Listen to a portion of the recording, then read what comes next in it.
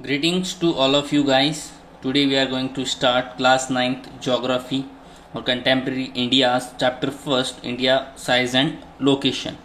India का जो size and location है उसके बारे में हम बात करेंगे. लोकेशन जो है हमारी इंडिया की वो हम बात करेंगे अकॉर्डिंग टू ग्लोब या मैप जो है उस पर क्या लोकेशन है इंडिया की. उसके अलावा जोग्राफिकली स्ट्रेटजिकली जो है कितना एडवांटेजियस है ये लोकेशन उस पर बातचीत करेंगे हम. फिर इंडिया का जो साइज़ है यानी टोटल स्क्वायर किलोमीटर एरियाज़ कितनी हैं, हमारी land boundaries, coast line boundaries, हमारी जो डिस्टेंस है कश्मीर से कन्याकुमारी तक, गुजरात से अरुणाचल प्रदेश तक, उसके बारे में बातचीत करेंगे हम. हमारी जो नेबर कंट्रीज़ हैं उनके बारे में हम देखेंगे कि कौन कौन सी कंट्रीज़ जो है हमारी नेबर कंट्रीज़ हैं. तो आइए शुरू करते हैं. देखिए चैप्टर को, इंडिया साइज एंड लोकेशन. तो सबसे पहले तो देखिए इंडिया जो है ये वर्ल्ड की one of the ancient civilisation जो है उनमें से एक है. इंडिया के जो सबसे हम देखें अगर वर्ल्ड में सिविलाइजेशन का सबसे पहले स्टार्टिंग तो वो होती है मेसोपोटामिया में. मेसोपोटामिया में अराउंड 6000 से 7000 BC में सिविलाइजेशन स्टार्ट हो जाता है. उस वक्त में लोग जो है एग्रीकल्चर, डोमेस्टिकेशन ऑफ एनिमल जो है वो स्टार्ट करते हैं, एक सेटल्ड लाइफ जीना स्टार्ट कर चुके होते हैं. इंडिया जो है यहाँ पे आप देखेंगे तो इंडस वैली सिविलाइजेशन और हड़प्पन सिविलाइजेशन आपको मिलेंगे उसी पीरियड्स के. अप्रॉक्सीमेटली 3000-4000 BC के आसपास का है इंडिया में हड़प्पन सिविलाइजेशन.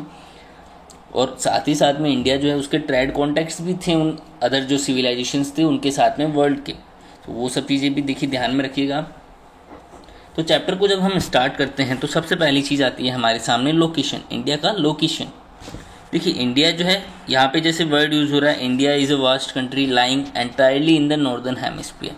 इंडिया जो है वो कहाँ पे है? नॉर्दर्न हेमिस्फीयर में. ये चीज़ कैसे डिसाइड की गई कि इंडिया जो है वो नॉर्दर्न हेमिस्फीयर में है?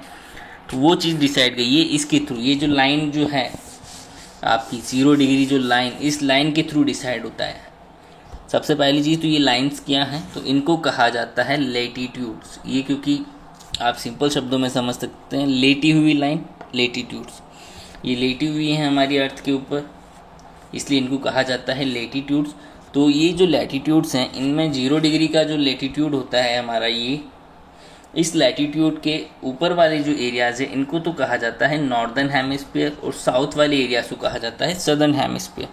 तो इंडिया को आप देख सकते हैं इस 0 डिग्री लाइन से नॉर्थ में है तो इसलिए कहा जाता है इंडिया कहाँ पे है? हमारे नॉर्दर्न हेमिस्फीयर में. क्लियर है ये चीज़. उसके बाद में हम नेक्स्ट चीज़ हम देखते हैं, यहाँ पे लिखा हुआ है कि जो मेन लैंड है इंडिया की यानी मेन जो बाउंड्रीज़ है हमारी लैंड बाउंड्रीज़ वो कहाँ से कहाँ तक एक्सटेंड करती है? लैटीट्यूड्स और लॉन्गिट्यूड्स पे. यहाँ पे लॉन्गिट्यूड्स भी क्लियर कर देता हूँ मैं आपको. लॉन्गिट्यूड्स जो है हमारी इन लाइंस को लॉन्गिट्यूड्स कहा जाता है. यहाँ भी ध्यान रखने की चीज़ है कि जो 0 डिग्री जो हमारी ये प्राइम जो लाइन है, इस लाइन के इंडिया कौन सी साइड में है? ईस्ट साइड में. आप अगर देखें तो वर्ल्ड को 2 पार्ट में डिवाइड कर सकते हैं. कौन से 2 पार्ट? देखिए मैं आपको ड्रॉ करके बता देता हूँ. ये सेंट्रल लाइन है हमारी 0 डिग्री इक्वेटर, ये है प्राइम मेरिडियन. ये जो है 0 डिग्री लैटीट्यूड, इसके इस वाले एरिया को कहा जाता है नॉर्दर्न और इसको कहा जाता है सदर्न हेमिस्फीयर. नॉर्दर्न हेमिस्फीयर और सदर्न हेमिस्फीयर. अब जो 0 डिग्री हमारी प्राइम मेरिडियन है या 0 डिग्री जो लॉन्गिट्यूड है उसके ईस्ट वाले एरियाज को कहा जाता है ईस्टर्न पार्ट और वेस्टर्न. क्लियर है. ये अर्थ का 4 पार्ट्स में डिवाइडेशन हो गया, नॉर्थ, वेस्ट, ईस्ट, साउथ. इसके बाद में हम देखते हैं अब इंडिया का लैटीट्यूड्स और लॉन्गिट्यूड्स क्या हैं. तो इंडिया के लैटीट्यूड्स में हम देखेंगे तो इंडिया के जो हैं ये वाले पॉइंट तो हमारे आएंगे लैटीट्यूड्स के अंदर. और यहाँ से यहाँ तक जो हमारा टोटल जो डिस्टेंस है, ये लाइन इस तरीके से जा रही है वहाँ तक, ये जो आएगा हमारे किसके अंदर आएगा? लॉन्गिट्यूड्स में. लेटी हुई लाइनें हैं, क्लियर हैं. लैटीट्यूड्स में लॉन्गिट्यूड्स खड़ी हुई लाइनें जो है वर्टिकल लाइन से अर्थ की सरफेस के ऊपर. तो लैटीट्यूड्स में आप देखते हैं तो यहाँ पे लिखा हुआ है 8 डिग्री 4 मिनट एन. एन जो है वो किसको डिनोट करता है? Northern hemisphere. तो यहाँ पे लिखा हुआ है आपके 37 degree 6 minute northern hemisphere. Clear है. उसके बाद में अगर आप देखें तो ये तो था हमारे इंडिया का लैटीट्यूड्स. अब लॉन्गिट्यूड्स की जब हम बात करते हैं तो लॉन्गिट्यूड्स जो हैं इंडिया के वो हैं 68 डिग्री 7 ईस्ट, 97 डिग्री 25 ईस्ट. यानी ये जो हमारी एरियाज़ थे यहाँ से यहाँ तक, तो ये 67 डिग्री से 97 डिग्री ये जो एरिया है इसको हम डिनोट करते हैं ईस्ट या फिर लॉन्गिट्यूड से. क्लियर है, इंडिया की लैटिट्यूड्स और लॉन्गिट्यूड्स। यहाँ पे एक चीज़ और क्लियर रखिएगा आप माइंड में, कुछ इंपॉर्टेंट लैटिट्यूड्स और लॉन्गिट्यूड्स हैं वो मैं आपको बता देता हूँ। देखिए अर्थ का जो है एक इस तरीके का मैं डायग्राम ड्रॉ कर रहा हूँ आपके यहाँ पे। उस डायग्राम को आप देखेंगे जब तो आपको समझ में आएगा कि अर्थ जो है उस पर कौन कौन से मेजर लैटिट्यूड्स हैं। तो अर्थ है हमारा ये, इसमें 0 डिग्री जिसको कि इक्वेटर कहा जाता है, एक तो ये इंपॉर्टेंट लैटिट्यूड्स हैं। दूसरा 23 डिग्री एंड हाफ जो कि एन है, इसको कहा जाता है ट्रॉपिक ऑफ कैंसर। फिर इसी तरीके से सिमिलरली 23 डिग्री एंड हाफ जो साउथ में है उसको कहा जाता है ट्रॉपिक ऑफ कैप्रिकॉर्न। जो नॉर्थ में है उसको ट्रॉपिक ऑफ कैंसर कहा जा रहा है और साउथ वाले को कहा जा रहा है ट्रॉपिक ऑफ कैप्रिकॉर्न। फिर हमारे 66 हैं, 66 डिग्री एंड हाफ जिसको कहा जाता है आर्कटिक सर्किल, नॉर्थ में जो है उसे, और साउथ में जो है हमारे 66 डिग्री एंड हाफ उसको कहा जाता है अंटार्कटिक सर्किल। और लास्ट में हमारी जो है 90 degree line north pole, 90 degree line south pole. तो ये अर्थ जो है इस पर कुछ मेजर लैटिट्यूड्स हैं हमारे। तो ये तो थे लैटिट्यूड्स मेजर। इसमें ये किस लिए ड्रॉ किया मैंने, क्योंकि अभी वर्ड जो है हमने नेक्स्ट पैराग्राफ में पढ़ना है सबसे पहला, वो यही है कि ट्रॉपिक ऑफ कैंसर जो है वो इंडिया को 2 पार्ट में डिवाइड करता है। तो इसीलिए मैंने यहाँ पे ट्रॉपिक ऑफ कैंसर ड्रॉ किया है जिसका कितना है लैटिट्यूड 23 डिग्री एंड हाफ। तो अगर हम मैप में देखें तो यहाँ पे 15 डिग्री की लाइन शो है, 23 डिग्री की लाइन शो नहीं है, कोई दिक्कत नहीं है, हम ड्रॉ कर लेंगे। जो हमारी 23 डिग्री की लाइन है वो इस तरीके से यहाँ से यू जा रही है। तो ये इंडिया के अप्रॉक्सीमेटली 8 स्टेट्स जो हैं वहाँ से गुजरती है ये लाइन, गुजरात से स्टार्ट होती है आपके। क्लियर है, लैटिट्यूड्स और लॉन्गिट्यूड्स, ट्रॉपिक ऑफ कैंसर। हमारी जो मेनलैंड जो बाउंड्रीज है उसके अलावा 2 पार्ट और भी हैं। जो ट्रॉपिक ऑफ कैंसर है वो इंडिया को 2 इक्वल पार्ट में डिवाइड करिए, ध्यान रखिएगा। उसके बाद में आइलैंड्स जो हैं इंडिया के, तो बे ऑफ बंगाल जो है हमारी, उसके अंदर अंडमान एंड निकोबार आइलैंड्स हैं, और अरेबियन सी जो है हमारा वहाँ पे लक्षद्वीपा आइलैंड्स हैं हमारे। तो ये तो थी लोकेशन की बात। यानी अगर आपको कहा जाए कि इंडिया की लोकेशन ढूंढिए आप ग्लोब पे या मैप पे, तो ये जो लैटिट्यूड्स और लॉन्गिट्यूड्स है इनकी मदद से आप ड्रॉ कर सकते हैं इंडिया को मैप पे कि ये पर्टिकुलर एरिया जो है ये इंडिया की लोकेशन, यानी इस जगह पे इंडिया होगा मैप के अंदर। उसके बाद में नेक्स्ट जो टॉपिक आता है हमारा वो आता है साइज, यानी इंडिया का जो लैंड मास है टोटल, ये जो एरिया आ रहा है इतना बड़ा शो हमारे सामने येलो कलर में, इतना बड़ा जो एरिया शो हो रहा है, इसका टोटल एरिया का कितना स्क्वायर किलोमीटर या क्या साइज है हमारी, कितना बड़ा एरिया है, उसके बारे में बातचीत करते हैं हम। तो इंडिया का जो टोटल लैंड एरिया है उसको कहा वो है हमारे 3.28 मिलियन स्क्वायर किलोमीटर। ये 3.28 मिलियन स्क्वायर किलोमीटर कैसे आया है, तो ये आया है हमारे कश्मीर से लेकर कन्याकुमारी तक जो डिस्टेंस है हमारी 3214 किलोमीटर, उसको जब आप मल्टीप्लाई करेंगे गुजरात से लेकर अरुणाचल प्रदेश तक का जो हमारा डिस्टेंस है 2933 किलोमीटर से, तो आपके कितना आएगा अमाउंट 32,87,000 के अप्रॉक्स आएगा अमाउंट। इसलिए इसको कहा जाता है 3.28 मिलियन स्क्वायर किलोमीटर। ये जो एरिया है हमारा इंडिया का, इसको टोटल एरिया अगर हम देखें वर्ल्ड के अकॉर्डिंगली, यानी वर्ल्ड में जो टोटल जोग्राफिकल एरिया अवेलेबल है उसके अकॉर्डिंगली अगर हम देखें, जो 7 कॉन्टिनेंट्स हैं हमारे, उन 7 कॉन्टिनेंट्स का टोटल एरिया अगर 100% हम माने तो उसमें इंडिया जो है वो कितना एरिया पे है, 2.4% टोटल एरिया पे है वर्ल्ड के। ठीक है, क्लियर है। उसके बाद में देखिए आगे बात करते हैं हम कि इंडिया जो है, अगर हम इस ग्लोब को देखें तो अकॉर्डिंग टू ग्लोब वर्ल्ड के अंदर 7th जो है सबसे लार्जेस्ट कंट्री है। 6th जो अदर कंट्रीज जो हैं वो इंडिया से लार्ज हैं, जिसमें रशिया, कनाडा, चाइना, हमारे अमेरिका, ब्राज़ील और ऑस्ट्रेलिया, इनके नेम्स आते हैं 6 अदर कंट्रीज़ के। तो इंडिया जो है वो 7th सबसे लार्जेस्ट कंट्री है वर्ल्ड में। अब लैंड बाउंड्रीज और कोस्ट लाइन बाउंड्रीज, ये क्या चीज़ हैं, तो इन पे भी देखिए बातचीत कर लेते हैं। मैप के थ्रू जितना ज़्यादा हम देखेंगे ज्योग्राफी में उतना ही ज़्यादा बेटर रहेगा समझने के लिए। तो मेनलैंड बाउंड्रीज जो है, मेनलैंड यानी ये जो लैंड है, ये पूरा जो लैंड एरिया है हमारा यहाँ से लेके यहाँ तक, ये टच हो रहा है जिम से, इसको पूरा डिस्टेंस को आप लिखेंगे 15,200 किलोमीटर। ये जो पूरी लाइनिंग है यहाँ से लेके यहाँ तक, ये तो आपके किसके अंदर आ गई, मेनलैंड बाउंड्रीज या फिर लैंड बाउंड्रीज। क्लियर है। उसके बाद में जो दूसरा वर्ड यूज़ हुआ है वो है कोस्टल बाउंड्रीज हमारी। तो कोस्टल बाउंड्रीज़ की बात करते हैं तो ये जो है हमारी यहाँ से स्टार्टिंग होती है कोस्टल बाउंड्रीज़ की, और इसमें हमने ये भी कहा है कि बे ऑफ बंगाल के अंदर अंडमान निकोबार है और अरेबियन सी के अंदर हमारे लक्षद्वीप है।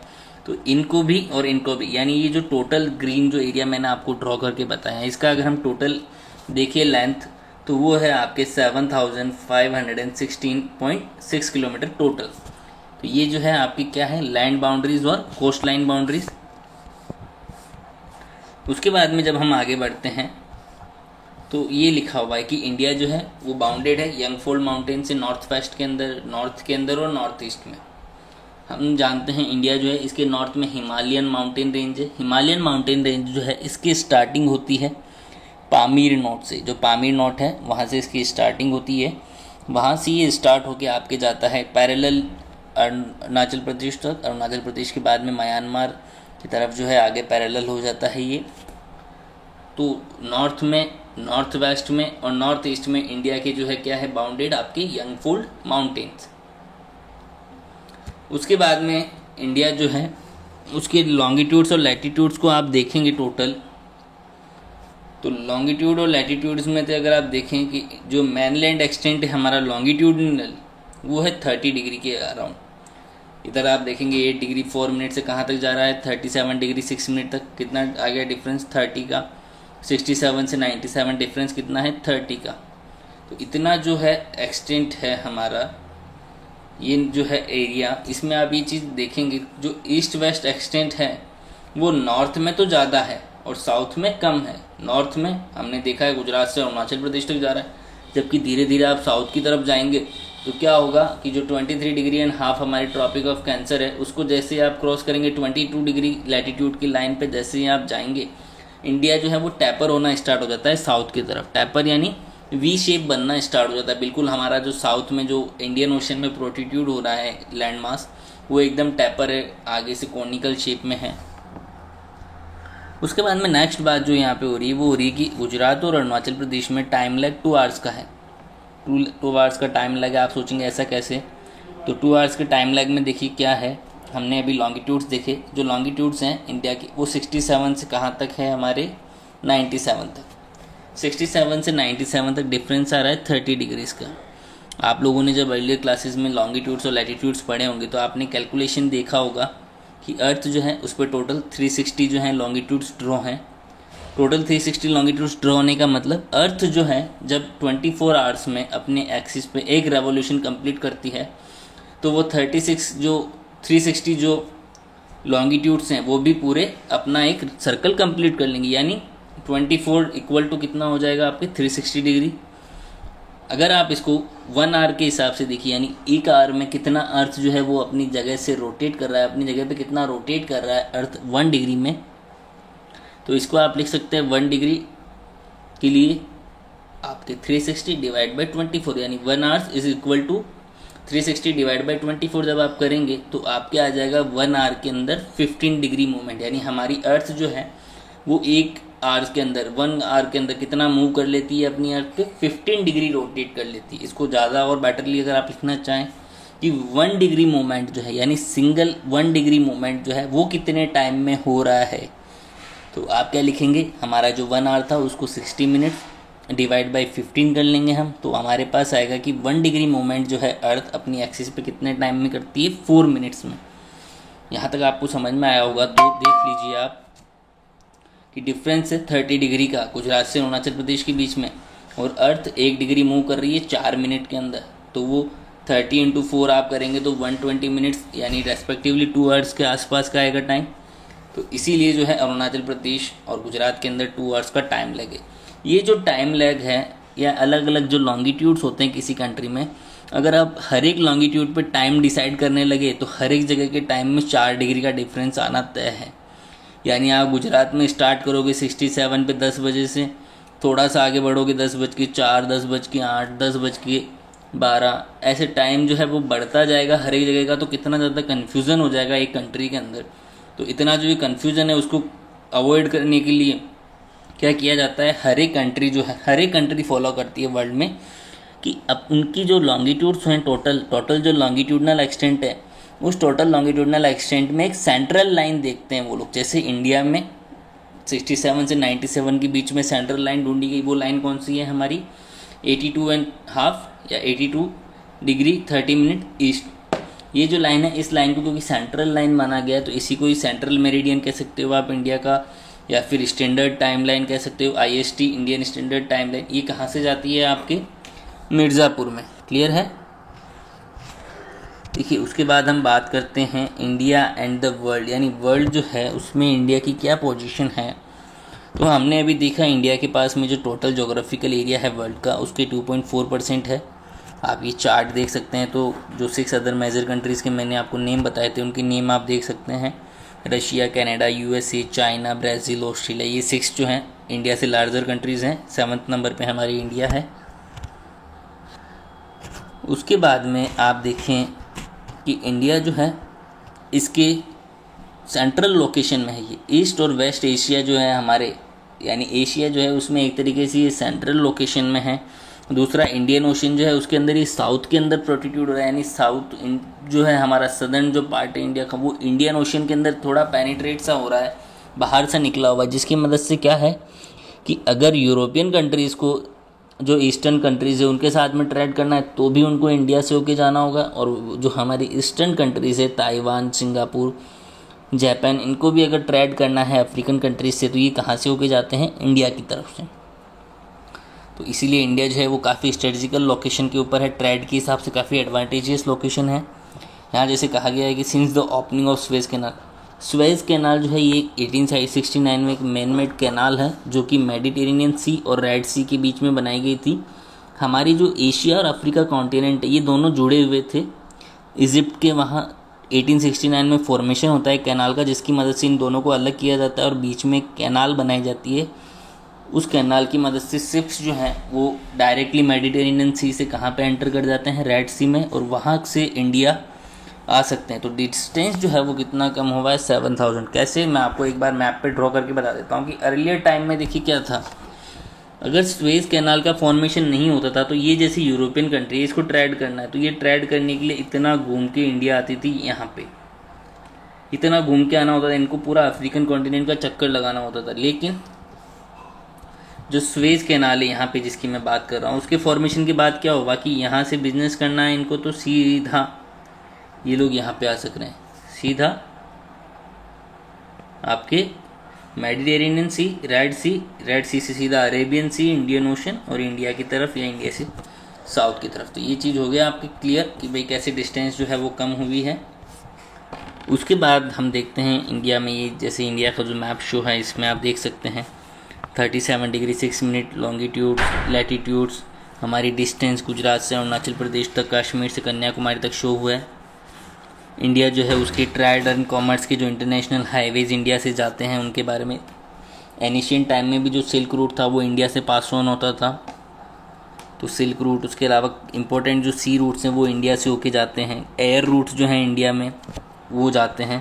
तो इंडिया जो है अगर उसकी हम देखें तो स्ट्रेटजिकली और ट्रेड के अकॉर्डिंग काफ़ी एडवांटेजियस पोजीशन में है, वर्ल्ड के एक तरफ से, एक तरीके से देखा जाए तो वर्ल्ड के लगभग सेंटर में है।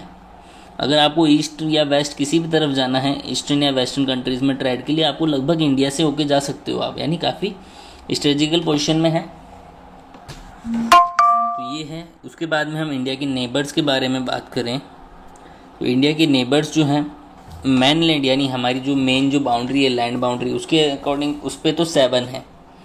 हमारी नॉर्थ वेस्ट से जो स्टार्टिंग होती है अफ़गानिस्तान से, उसके बाद नॉर्थ वेस्ट से स्टार्टिंग होती है पाकिस्तान से, पाकिस्तान के बाद में अफ़गानिस्तान, उसके बाद में हमारे चाइना, नेपाल, भूटान नॉर्थ में है, फिर हमारी बांग्लादेश और म्यांमार। ये 7 जो हैं ये तो हमारे मेन जो लैंड एरिया से ज़मीन जो है हमारी उससे जुड़े हुए हैं, और 2 नेबर्स जो हैं हमारे वो सी के अंदर हैं, श्रीलंका और मालदीव। तो ये टोटल हमारे जो हैं 9 नेबर्स हो गए।